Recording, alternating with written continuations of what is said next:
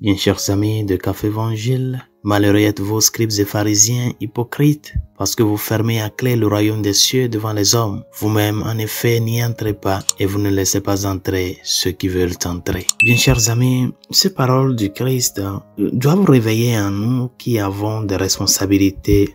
Nous qui avons des personnes à nos responsabilités à conduire, de faire extrêmement attention dans l'accomplissement de cette responsabilité. Quand nous voyons la vie du Christ, c'est une vie totalement donnée. Il a donné cette vie jusqu'à franchir la porte de la croix, afin de nous manifester vraiment le sens de la vraie responsabilité. Cette responsabilité qui doit nous conduire jusqu'au sacrifice. Et c'est pour cela, chers amis, en écoutant et méditant ces paroles-là que le Seigneur nous dit, faisons attention dans la gestion de nos responsabilités, surtout quand ces responsabilités nous amènent à conduire des personnes. Toi qui es père de famille, toi qui es mère de famille, moi qui suis prêtre.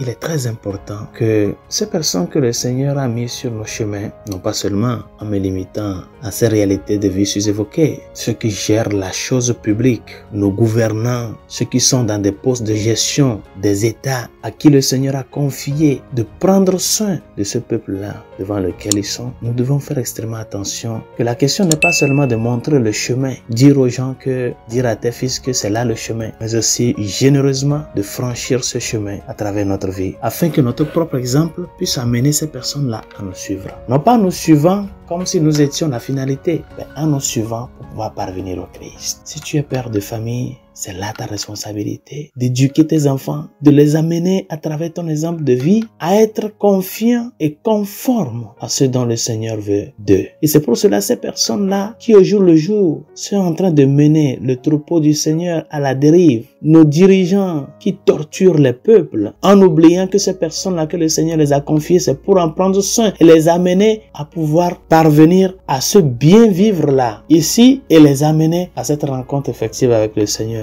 Que ces paroles que le Seigneur prononce sur les scribes et les pharisiens ne soient pas prononcées sur nous, malheureux hypocrites. Que notre attitude de vie soit fondée sur l'honnêteté, la vérité, la justice et le bien commun. Parce qu'en fin de compte, l'essentiel, c'est de savoir que, étant serviteur, étant responsable, notre responsabilité avant toute chose, c'est à travers le service et non faire du mal à ces personnes-là qui sont mises sur nos chemins. Bonne journée, Dieu vous bénisse.